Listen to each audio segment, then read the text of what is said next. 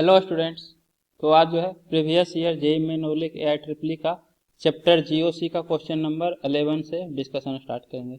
पिछले लेक्चर में question number 10 तक डिस्कस कर चुके थे। तो 11th क्वेश्चन है, which one of the following is the strongest base in aqueous solution. तो एक्वस सॉल्यूशन में आपको स्ट्रॉन्गेस्ट बेस फाइंड आउट करना है इन सभी में से। तो पहला है methyl amine CH3NH2, tri methyl amine तो CH3 होल 3N, ये आपका ट्राई मिथाइल एमीन है।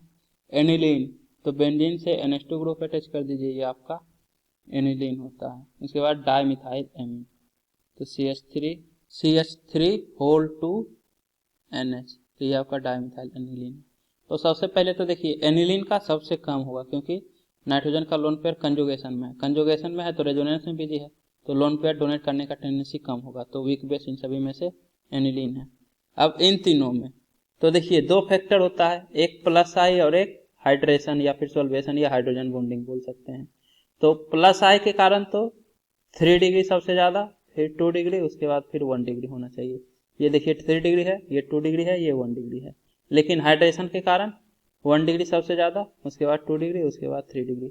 मतलब एक फैक्टर जो है 3 डिग्री को स्ट्रॉन्ग बनाता है, दूसरा फैक्टर 1 डिग्री को स्ट्रॉन्ग बनाता है। तो इसलिए ओवरऑल जो होता है, अगर अल्काइल ग्रुप आपका मिथाइल है तो 2 1 3, उसके बाद फिर अमोनिया रहता है।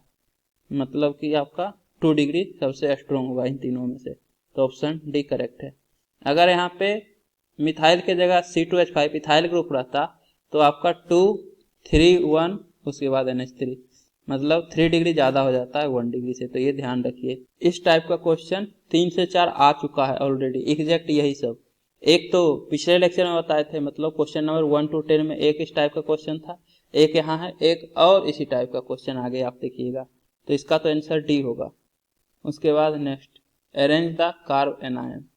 तो आपके पास ये कार्ब एनायन है और डिक्रीजिंग स्टेबिलिटी में अरेंज करना है।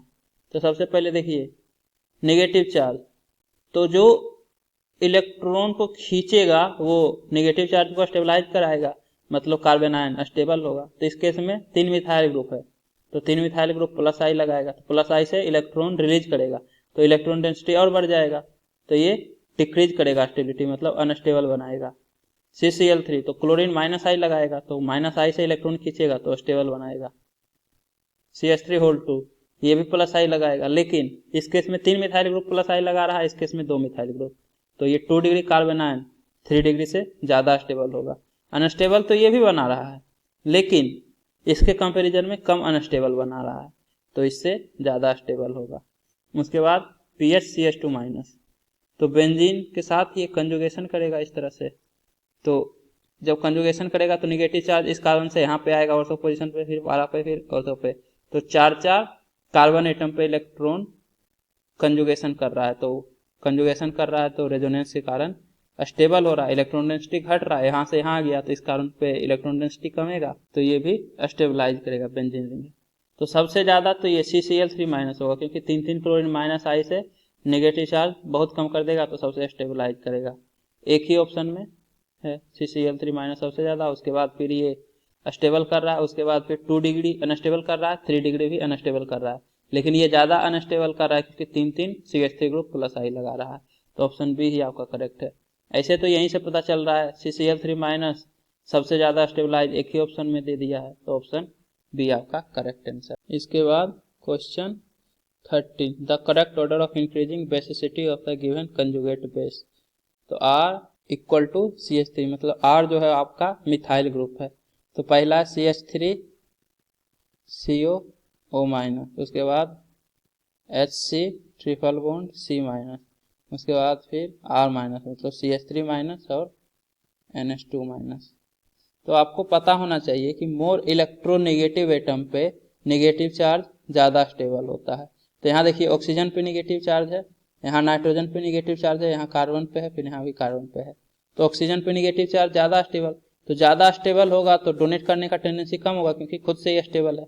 और दूसरा पॉइंट ये कंजुगेशन में भी है, तो इस पे नेगेटिव चार्ज बहुत कम है, 1/2 है, तो और ज्यादा स्टेबलाइज होगा। इलेक्ट्रॉन डेंसिटी बहुत कम है, रेजोनेंस स्टेबलाइज हो रहा है, तो सबसे वीक एसिड तो आपका यही है CH3CO-। तो RCO माइनस। इसके बाद इन दोनों में जो है आपको पता होना चाहिए कि NH2 माइनस का ज़्यादा होता है CH triple bond C minus से। इनफैक्ट इन दोनों का लगभग सेम ही होता है बेसिक स्ट्रेंथ, लेकिन जब ऑर्डर बताना है तो थोड़ा सा भी ज़्यादा अगर होगा तो उसको ज़्यादा ही बोलेंगे, तो NH2 माइनस ज़्यादा हो जाता है इससे। तो इसके बाद फिर ये होगा, मतलब RCOO माइनस तो सबसे कम, फिर CH triple bond C minus, उसके बाद NH2 माइनस, उसके बाद फिर CH3 माइनस। CH3 माइनस सबसे ज़्यादा क्यों होगा? क्योंकि लेस इलेक्ट्रोनिगेटिव एटम है कार्बन, तो लेस इलेक्ट्रोनिगेटिव एटम है तो इस पर निगेटिव चार्ज अनस्टेबल होगा, मतलब लोन पेयर डोनेट करने का टेंडेंसी ज़्यादा रखेगा। अब आप बोलिएगा यहाँ पे भी तो कार्बन है, तो ये भी तो लेस इलेक्ट्रोनिगेटिव है नाइट्रोजन से, तो ये डोनेट करने का टेंडेंसी ज़्यादा रखेगा, तो इससे ज़्यादा होना चाहिए, लेकिन ऐसा होता नहीं है। आपको पता होगा कि परसेंटेज एस करेक्टर जब बढ़ता है तो इलेक्ट्रोनिगेटिविटी बढ़ जाता है। इस केस में हाइब्रिडाइजेशन sp3 है, लेकिन यहाँ पे इसका हाइब्रिडाइजेशन sp है, तो sp3 में परसेंटेज एस करेक्टर 25%, लेकिन यहाँ पे परसेंटेज एस करेक्टर 50%, तो 25% एस करेक्टर बढ़ गया तो इलेक्ट्रोनिगेटिविटी भी बढ़ जाता है। हाँ, लेकिन इतना नहीं बढ़ता है कि नाइट्रोजन से ज़्यादा इलेक्ट्रोनिगेटिव हो जाए, लेकिन अच्छा खासा इलेक्ट्रोनिगेटिव रहता है, तो इसलिए इसका डोनेट करने का टेंडेंसी ज़्यादा होता है। या फिर आप यही बोल सकते हैं कि ये एक्सपेरिमेंटल फैक्ट है, ये ज़्यादा डोनेट करता है तो बेसिक स्ट्रेंथ ज़्यादा होगा। अब होगा तो आप कोई भी लॉजिक लगाइएगा गलत होगा, क्योंकि नाइट्रोजन ज़्यादा इलेक्ट्रोनिगेटिव है तो स्टेबल रहना चाहिए, निगेटिव चार्ज स्टेबल रहना चाहिए तो डोनेट करने का टेंडेंसी कम होना चाहिए, और डोनेट करने का टेंडेंसी कम होना चाहिए तो CH triple bond C minus का डोनेट करने का टेंडेंसी ज़्यादा होना चाहिए एज कम्पेयर टू नाइट्रोजन, तो बेसिक स्ट्रेंथ भी ज़्यादा होना चाहिए, लेकिन ऐसा होता नहीं है। बेसिक स्ट्रेंथ तो NH2 माइनस का ही ज़्यादा होता है। तो आप कोई भी लॉजिक से जाइए या ना जाइए, आंसर तो आपको यही मार के आना है, क्योंकि यही सही आंसर है। भले दोनों का लगभग सेम होता है, लेकिन जब कंपेयर करना कि सेम होता है लेकिन थोड़ा सा भी ज़्यादा कौन होगा, तो आपको ये बताना होगा कि NH2 माइनस ज़्यादा हो जाता है, तो ऑप्शन डी करेक्ट आंसर है। इसके बाद फिर next, identify the compound that exhibit tautomerism. तो टॉटोमेरिज्म कौन एग्जिबिट करेगा? तो सबसे पहले तो टॉटोमेरिज्म के लिए एल्डिहाइड या कीटोन होना चाहिए, तो यहाँ पे देखिए 2 ब्यूटीन अल्कीन है, नहीं करेगा टॉटोमेरिज्म। लैक्टिक एसिड, तो लैक्टिक एसिड में आपका COOH ग्रुप रहता है, कीटोन नहीं रहता है, या एल्डिहाइड भी नहीं रहता है, तो ये भी नहीं करेगा। फिनोल, तो फिनोल टॉटोमेरिज्म करेगा, ये एक्चुअली में इनोल फॉर्म होता है, double bond OH double bond double bond. जब ये टॉटोमेरिज्म करेगा तो इसका स्ट्रक्चर बनेगा इस तरह से, कीटो फॉर्म। यहाँ ये चीज रहने दीजिए, हाइड्रोजन, एक हाइड्रोजन तो पहले से था और एक हाइड्रोजन आएगा और यहाँ डबल बॉन्ड ऑक्सीजन आ जाएगा, तो ये आपका देखिए कीटोन है और इसका इनोल फॉर्म बनेगा टॉटोमेरिज्म के बाद, तो फिनोल आपका आंसर होगा। C 2 पेंटानोन, तो ये भी तो कीटोन है, 2 pentanone, CH3 C double bond O CH2 CH2 CH3, तो 2 पेंटानोन कीटोन है, इसका इनोल फॉर्म बनेगा, टॉटोमेरिज्म करेगा, तो आंसर C भी होना चाहिए, मतलब C और D। तो एक्चुअली में क्या हुआ होगा कि आंसर देख लेते हैं पहले, तो इसका आंसर C है, लेकिन एक्चुअली में जो ऑफिशियल आंसर किया आया होगा जेई मेंस के द्वारा या AIEEE था 2011 के टाइम, तो उसमें या तो C ऑप्शन दिया होगा या D ऑप्शन दिया होगा, मतलब यदि कोई C ऑप्शन मारा है तो भी करेक्ट है, अगर कोई D ऑप्शन मारा है तो भी करेक्ट है, या फिर CD दोनों मारा है तो भी करेक्ट होना चाहिए, ये मेरे अकॉर्डिंग। हो सकता है वो इस बात को ना माने, जो आंसर की बुक में दिया है वही आंसर की जेई मेंस भी दिया होगा, लेकिन एक्चुअली में थ्योरी के अनुसार दोनों टॉटोमेरिज्म करेगा, एकदम 100% श्योर है। अब जेई मेंस का जो इच्छा होगा वही करेगा, हम लोग उसमें कुछ नहीं कर सकते हैं। अब वो गलत क्वेश्चन दे रहा है तो हम क्या कर सकते हैं इसमें, तो इसका आंसर CD दोनों होगा, ये ध्यान रखिएगा। ऐसा नहीं है कि फिनोल टॉटोमेरिज्म नहीं करता है, फिनोल आपका एक्चुअली में इनोल फॉर्म होता है और ये इस कीटोन का टॉटोमर है। इसके बाद next, the strongest acid among the following compound is, तो आपको इन चारों में बताना है स्ट्रॉन्गेस्ट एसिड कौन सा होगा। तो आपको यदि एक ऑर्डर जो एसिडिक स्ट्रेंथ का बताए थे, मतलब CF3COOH सबसे ज़्यादा, फिर CCl3COOH, उसके बाद CHCl2, इस तरह से एक ऑर्डर था पूरा, तो उसमें जो था ये वाला आपका इन चारों में से सबसे ज़्यादा था, उसके बाद HCOOH था, उसके बाद Cl CH2 CH2 COH, उसके बाद CH3 COH। तो सबसे स्ट्रॉन्ग आपका C होगा। या फिर आप चाहें तो कंजुगेट बेस बना के चेक कर सकते हैं। अगर आपको ऑप्शन याद है, सॉरी वो जो चार्ट याद है, तब तो आप आसानी से ऑप्शन सी मार के आगे बढ़ जाइएगा, टाइम बचेगा आपका। लेकिन ऐसे आप देखिए, कंजुगेट बेस बनाइए तो CH3 COO माइनस, उसके बाद HCOO माइनस, उसके बाद फिर ये H प्लस रीच करेगा तो CH3 CH2 CHCl COO minus, उसके बाद यहाँ पे Cl CH2 CH2 CH2 COO minus. तो जो निगेटिव चार्ज को स्टेबलाइज करेगा वो कंजुगेट बेस स्टेबल होगा तो एसिडिक स्ट्रेंथ ज़्यादा होगा। तो यहाँ पे देखिए प्लस आई, तो प्लस आई से निगेटिव चार्ज को अनस्टेबल कर रहा है। ये हाइड्रोजन रेफरेंस है तो ये ना तो अनस्टेबल कर रहा है ना स्टेबल कर रहा है, तो CH3CO माइनस से तो ज़्यादा होगा। क्यों? क्योंकि ये अनस्टेबल कर रहा है, ये कम से कम न्यूट्रल तो है। इस केस में Cl माइनस आई लगाएगा तो माइनस आई से इलेक्ट्रॉन डेंसिटी खींच लेगा तो स्टेबल कर रहा है। ये न्यूट्रल है, ये स्टेबल कर रहा है, मतलब इससे भी ज़्यादा स्टेबल कंजुगेट बेस ये वाला है। अब इसमें देखिए तो ये Cl जो है माइनस आई लगाएगा, लेकिन इतना दूर है कि 3 कार्बन एटम के बाद इंडक्टिव इफेक्ट नेग्लिजिबल हो जाता है, ये पॉइंट बताए थे। तो माइनस आई तो क्लोरीन का नेग्लिजिबल हो जाएगा, लेकिन ये अल्काइल ग्रुप प्लस आई लगाएगा तो ये प्लस आई अनस्टेबल करेगा, निगेटिव चार्ज को अनस्टेबल करेगा, तो HCOO माइनस से भी कम एसिडिक स्ट्रेंथ इसका रहता है। मतलब HCOO माइनस से भी अनस्टेबल है जो कंजुगेट बेस बना है, तो इससे कम एसिडिक स्ट्रेंथ होगा इसका।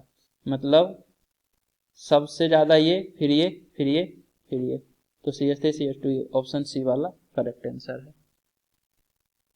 इसके बाद फिर 16, the order of stability of the following carbocation is. तो आपके पास देखिए 3 कार्बोकेटायन दिया हुआ, ये बेंजाइलिक कार्बोकेटायन है, कंजुगेशन में है बेंजीन रिंग के साथ। यहाँ पे भी पाई सीमा पॉजिटिव कंजुगेशन में है, तो ये सिर्फ एक पाई बॉन्ड कंजुगेशन कर रहा है, ये पूरा बेंजीन रिंग में पॉजिटिव चार्ज फैलेगा, 2 ऑर्थो पोजीशन और 1 पारा पोजीशन पे। तो 4 कार्बन एटम पे पॉजिटिव चार्ज चला गया तो इस पे इलेक्ट्रॉन डेंसिटी उतना ज़्यादा डिक्रीज नहीं होगा, क्योंकि ये भी इलेक्ट्रॉन प्रोवाइड करेगा। इस वाले कार्बन का भी इलेक्ट्रॉन यहाँ जाएगा, इस वाले कार्बन का भी इलेक्ट्रॉन यहाँ जाएगा, तो ये सब मिलकर इसको बहुत ज़्यादा स्टेबलाइज करेगा। इस केस में एक ही पाई बॉन्ड रेजोनेंस से स्टेबलाइज करेगा, और यहाँ पे एक भी स्टेबलाइज करने के लिए नहीं है, सिर्फ प्लस आई से स्टेबलाइज होगा। तो प्लस एम ज़्यादा स्टेबलाइज करता है, तो थर्ड सबसे ज़्यादा, उसके बाद फिर फर्स्ट, क्योंकि फर्स्ट प्लस एम मतलब रेजोनेंस से स्टेबलाइज कर रहा है, उसके बाद फिर सेकेंड। तो third first second option D correct है। 16 का आंसर डी होगा। इसके बाद 17, तो क्वेश्चन 17 में arrange the following compound in order of decreasing acidity. तो एसिडिक स्ट्रेंथ में आपको अरेंज करना है। तो सबसे पहले तो इन सभी का कंजुगेट बेस बनाइए। तो हाइड्रोजन H प्लस रेज होगा तो यहाँ O माइनस, सिमिलरली यहाँ भी O माइनस, यहाँ भी O माइनस, यहाँ भी O माइनस। आप एज्यूम कीजिए कि यहाँ H नहीं है किसी के पास, तो ये कंजुगेट बेस बन जाएगा। अब कंजुगेट बेस को जो स्टेबलाइज करेगा वो उतना स्ट्रॉन्ग एसिड होगा, तो Cl माइनस आई प्लस में लगाएगा, तो माइनस आई ज़्यादा होता है तो माइनस आई से स्टेबलाइज करेगा। CH3 प्लस आई, तो प्लस आई से अनस्टेबल करता है, NO2 माइनस आई माइनस एम लगाता है, तो ये और ज़्यादा स्टेबल करेगा, माइनस आई से भी माइनस एम से भी। उसके बाद OCH3, तो OCH3 प्लस आई प्लस एम लगाता है, तो प्लस एम से अनस्टेबल करेगा, ये प्लस आई से अनस्टेबल करेगा, तो प्लस एम मतलब ज़्यादा इलेक्ट्रॉन डेंसिटी देगा, मतलब ज़्यादा अनस्टेबल कर रहा है इसके कंपेरिजन में, तो सबसे कम एसिडिक स्ट्रेंथ फोर्थ का होगा, और उसके बाद फिर थर्ड का होगा। क्यों? क्योंकि थर्ड भी अनस्टेबल कर रहा है, लेकिन इसके कंपैरिजन में कम अनस्टेबल कर रहा है, तो इससे ज़्यादा एसिडिक स्ट्रेंथ होगा। अब इन दोनों में ये ज़्यादा स्टेबल कर रहा है माइनस आई माइनस एम से, तो ज़्यादा स्टेबल कर रहा है, तो कंजुगेट बेस स्टेबल है, तो सबसे स्ट्रॉन्ग थर्ड होगा। उसके बाद फिर ये भी तो स्टेबल कर रहा है लेकिन इतना नहीं कर रहा है, तो थर्ड से कम होगा, लेकिन इन दोनों अनस्टेबल करने वाले से तो ज़्यादा ही होगा, तो थर्ड के बाद फर्स्ट, उसके बाद ये थर्ड हम लिख दिए हैं। यहाँ ये सेकेंड है ना CH3 प्लस आई वाला, फोर्थ के बाद सेकेंड का बात हो रहा था, तो third first second fourth, third first second fourth, option C ये आपका करेक्ट आंसर है 17 का। उसके बाद फिर नेक्स्ट, ये हम एमीन वाला पॉइंट फिर से बताए थे, बस देखिए उसी क्वेश्चन को घुमा के पूछ दिया है कि पी के भी वैल्यू बताना है स्मॉलेस्ट, तो स्मॉलेस्ट पी के भी वैल्यू मतलब एसिडिक स्ट्रेंथ सबसे बेसिक स्ट्रेंथ सबसे ज़्यादा, अगर स्ट्रॉन्ग बेस जो रहता है उसका पीकेवी वैल्यू वीक रहता है, मतलब लो रहता है। और आप देखें तो ये एग्जैक्ट जो है क्वेश्चन आपका 11th वाला ही है। देखिए 11th क्वेश्चन में भी सेम वही ऑप्शन था, मिथाइलएमीन, ट्राइमिथाइलएमीन, डाइमिथाइलएमीन और एनिलीन। तो उसी का बस स्ट्रक्चर दे दिया और क्वेश्चन पूछ लिया है, डाइमिथाइलएमीन, ट्राइमिथाइलएमीन, मिथाइलएमीन और एनिलीन PHNH2। तो PHNH2 तो सबसे वीक बेस होता है, सबसे स्ट्रॉन्ग हमको चाहिए, तभी तो स्मॉलेस्ट पीकेवी वैल्यू होगा। अब 231 में 213 होता है, अगर मिथाइल ग्रुप है अल्काइल तब, अगर इथाइल ग्रुप आता तो 231 होता, मतलब सेकेंडरी तो सबसे ज्यादा होता ही है, मिथाइल हो या इथाइल हो। तो ऑप्शन ए करेक्ट है। ये स्ट्रॉन्ग बेस होता है तो पीकेवी वैल्यू सबसे कम होगा इसका। इसके बाद फिर 19th question, which of the following molecule is least resonance stabilized. तो आपके पास ऑप्शन 1, 2, 3, 4 इन सभी में बताना है कि लिस्ट रेजोनेंस स्टेबलाइज कौन सा है। तो अगर 1, 2, 3 देखिएगा तो ये सभी एरोमेटिक कंपाउंड है। रेजोनेंस तो है, रेजोनेंस के बाद एरोमेटिक मतलब बहुत ज्यादा स्टेबलाइज हो रहा है।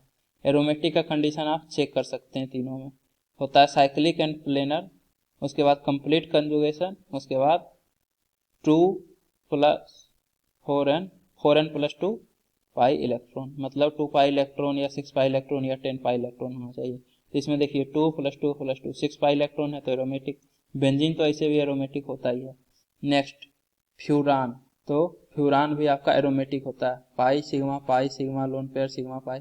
इसमें तो लोन पेयर रहता है ऑक्सीजन के पास, लेकिन एक ही रेजोनेंस में पार्ट लेता है, एक परपेंडिकुलर डायरेक्शन में रहता है तो इसलिए वो रेजोनेंस में पार्ट नहीं लेता है। तो एक लोन पेयर को काउंट कीजिएगा, एक को नहीं कीजिएगा। तो 2 + 2 और एक लोन पेयर के कारण 2 इलेक्ट्रॉन, तो 6 पाई इलेक्ट्रॉन। तो हक्कल रूल को भी फॉलो कर रहा है। साइक्लिक एंड प्लेनर है, कंप्लीट कंजुगेशन है, तो ये भी एरोमेटिक है।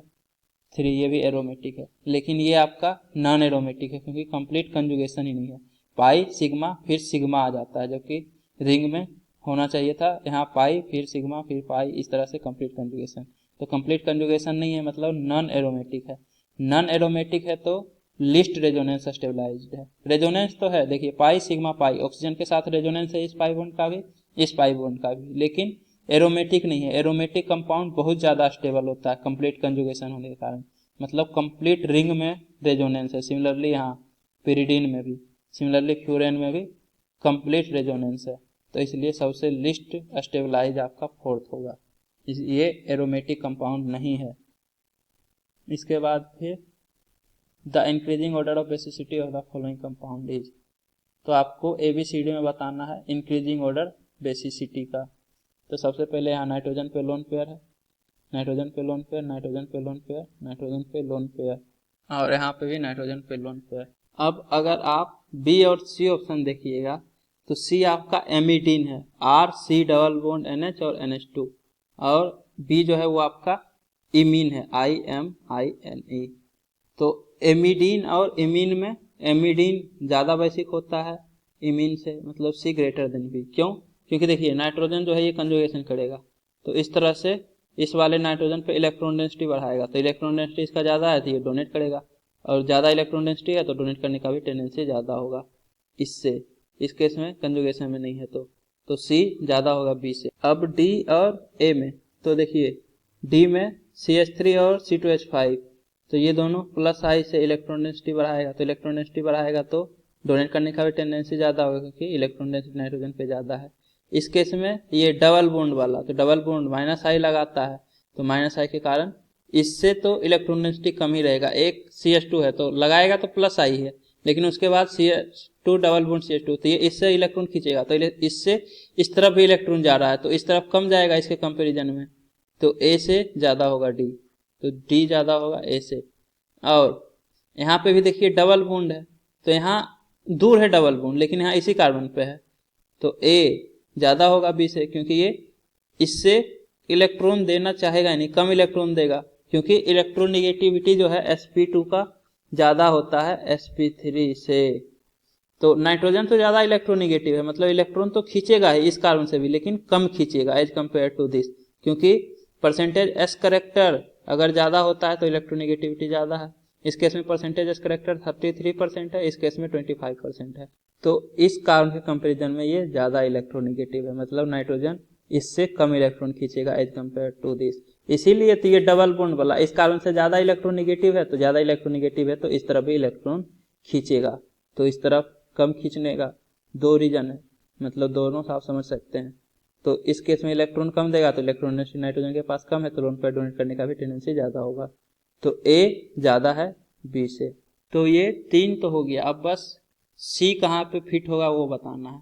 तो अगर आपको बेसिक स्ट्रेंथ का चार्ट ध्यान हो तो वहां पे बताए थे कि एमिडीन ज्यादा बेसिक होता है एमीन से, तो डी आपका एमीन है, एक मिथाइल ग्रुप और एक इथाइल ग्रुप 2 डिग्री एमीन, और ये एमिडीन है, मतलब डी से भी ज्यादा होगा सी।